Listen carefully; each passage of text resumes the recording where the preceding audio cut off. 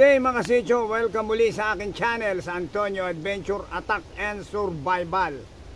Sa hapong ito, ang ating pag-uusapan ay tungkol sa adventure stories ng mga wasang. At ang kwento na ito ay galing pa sa isang tao na taga Buena Vista. At ayon sa kanilang paniniwala, ang mga wasang o aswang sa kanilang lugar ay ibang klase pala. Katulad ng ating mga paniniwalaan na may manananggal, wasang na umaatak, nilalaplap ang bituka, kinakain, nakain ng atay, nang huhukay ng patay at kinakain. Mga ganyan ang mga horror na narinig natin. Pero kakaibang wasang stories ito sa Buena Vista. Kaya samahan nyo na ako at tayo ay umatak na. Ayon sa nagkwento sa akin na isang tao na taga Buena Vista, ang mga wasang daw sa kanilang lugar ay ibang klase. May 3 klase ng wasang doon. At ang kasabihan nga sa kanila ay magkaroon ka na raw ng kapitbahay na wasang, huwag lang magnanakaw. Dahil ang kanilang paniwala o mga pamahiin sa kanilang lugar, kung ang kapitbahay mo daw ay isang wasang o aswang, ay hindi ka tataluhin. Pero ang magnanakaw, kasama mo na sa bahay, nanakawang ka pa rin. So ang kwento sa kanila ay may 3 ngang klase ng wasang.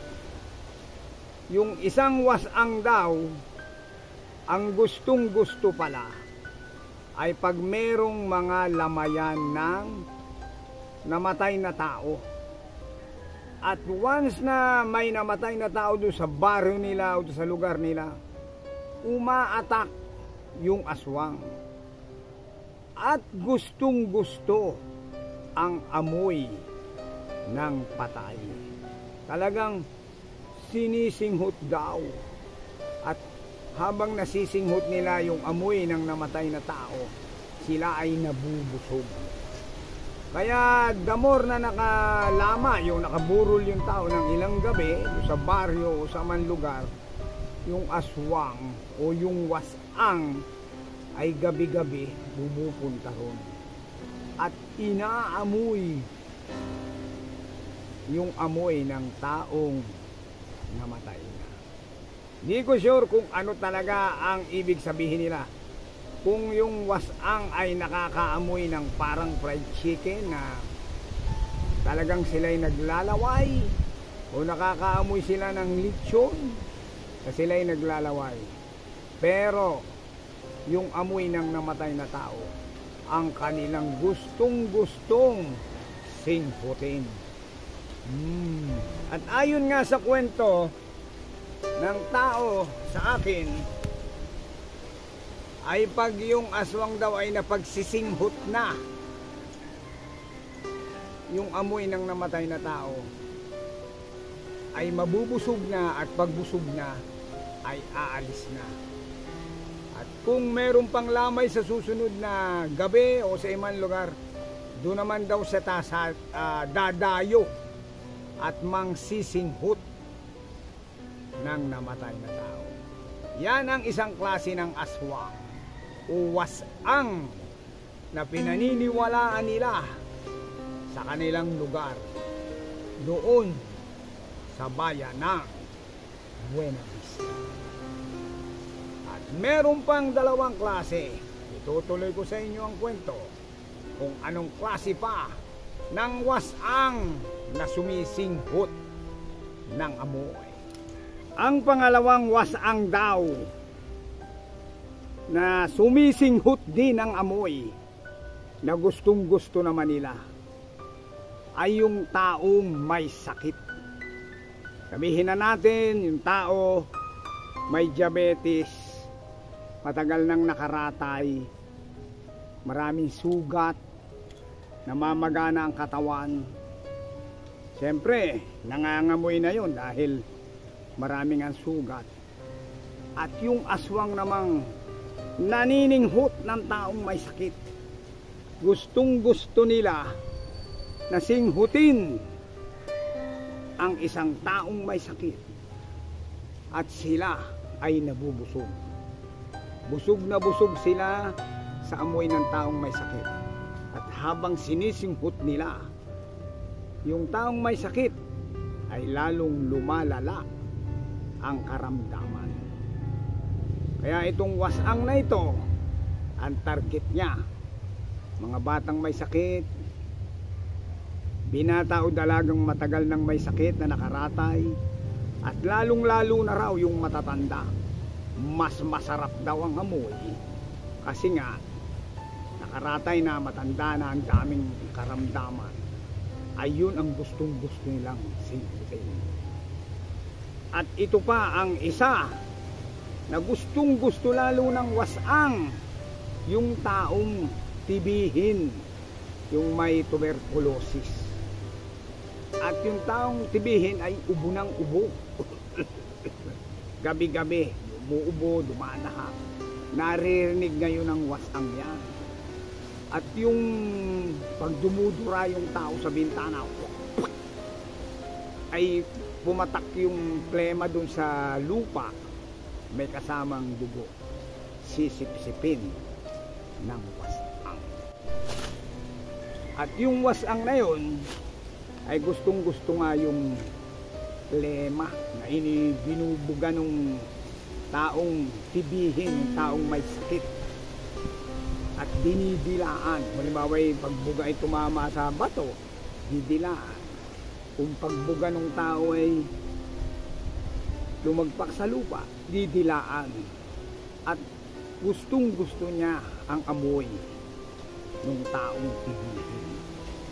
Basta sila nakaamoy ng taong may sakit sa kanilang lugar at yung baryo, lulusob na yung mga aswang doon o yung wasang, at aamuyin ng ang bango, aamuyin nila ng aamuyin. Hindi katulad ng mga narinig nating kwento, aatakihin, lalaplapin ang tiyan, kukunin ang laman loob at kakainin. Ito naman daw ay ibang klaseng aswang. Aswang na singhot. Gustong gusto nila yung mga ganyang klase. May sakit na tao, may diabetes, tibihin, o yung nakaratay ng na-stroke, mga ganyan. Yan ang gustong gusto nila. Pero ang talagang favorite nila, yung maraming sugat sa katawan at yung mga taong tibihin. Dahil sa kanila yun ay ubod ng sarap ng amoy. At sila daw ay busog na busog sa kasisingkot. Plus yung pang plema ng taong tibihin ay highlight sa kanila yun. Didilaan nila sa lupa. At yung iba naman, dahil sa probinsya nga, yung mga luma pang bahay, kubo, dumudura na lang dun sa sahig. Pagpatak sa lupa, nakaabang na raw yung wasang dun sa silong. Nakagano na yung dila para pagpatak nung plema nung may sakit ay sahod na sahod na. Yan ang wasang na singkot at wasang na dumitila ng plema. Ang pangatlong wasang na sumisinghot ay yun namang ang gustong-gustong singhutin ay yung buntis o kaya bagong panganak na baby, yung mga day old pa lang na baby. Dahil yung wasang kahit napakalayo daw ng lugar o ilang kilometro man ang layo sa lugar ng mga wasang yung taong buntis, kapag humangin, naaamoy nila. Para ba silang nakaamoy ng kapitbahay na nagluluto ng fried chicken. Kaya kahit ilang kilometro ang layo nung babaeng buntis o kaya babaeng bagong panganak, aatak at aatak yung wasang doon. At Pag nakarating na sa lugar, sisinghutin yung amoy ng babaeng buntis. At para sa kanila, ang amoy ng isang babaeng buntis ay para silang nakaamoy ng langkang hinog na ubod ng bango. At sa isip mo pa lang, ikay maglalaway na at napakasarap. Hindi nila anuhin, pero aamuyin nila ng aamuyin. Nakwento ng ibang tao, yung mga buntis, atakihin ng tik-tik. Yung nahaba daw ang dila, pupudjit sa tiyanong taong buntis at sisip-sipin. Pero itong mga aswang na singhot ay ibang klase ito. Amoy ng buntis na babae ang gustong gusto. O kaya amoy ng bagong panganak na baby. Hindi naman nila aanuhin yung babaeng buntis o yung bagong panganak na baby. Sisinghutin lang daw nila ng sisinghutin yung amoy. Dahil para sa kanila ay ubod ng bango at ubod ng sarap. At dito sila mabubusog. Sipin nyo na lang, meron kayong baby sa bahay ninyo, bagong paligo ang baby. Alagaan nyo, amoy nyo, napakabango. Sa aswang, baka 10 times pa ang bango ng bagong panganak na baby at yung babaeng buntis. Ito namang mga kwentong ito ay galing sa Buena Vista. Kwento sa akin ng isang taga-ron na ayon sa kanilang mga paniniwala o superstitious o anumang kanilang kinalakihan sa kanilang lugar, para sa kanila ang mga aswang na singhot, yun ang marami daw sa kanila. Kaya ito'y nakwento sa akin at excited ako sa kwentong ito dahil sa unang pagkakataon ngayon lang ako nakarinig ng kwentong aswang na singhot. Wasang na singhot.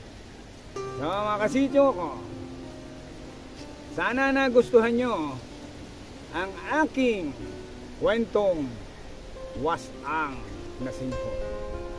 So hanggang sa susunod pang Antonio Adventure, Attack and Survival at Adventure Kababalagan Stories. Kaya mag-ingat kayo at baka mamaya sinisinghot na rin kayo ng wasang. Bye-bye.